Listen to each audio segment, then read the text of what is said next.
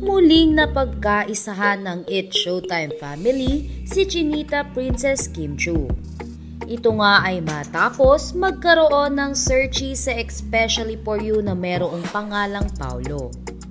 Pagkalabas pa nga lamang ng searchy na si Paulo ay agad na naisip ng mga host si Kim Chiu.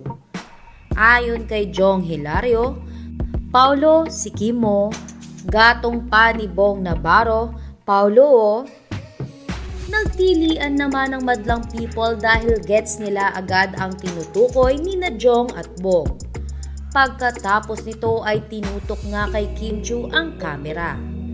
Napangiti naman at kinawayan ni Kim Chiu ang nasabing searchy na may pangalang Paulo. Kilig naman ang inihatid nito sa Kim Pao fans dahil alam nila na si Paulo Abilino ang tinutukoy ng Showtime family. Anila ay kung isa sa mga host kanina si Kim Chiu ay siguradong maiisahan na naman siya ni Meme Vice. Samantala, trending naman ang duet ni Ann Curtis at Kim Chiu kanina sa It's Showtime. Narito at panoorin natin.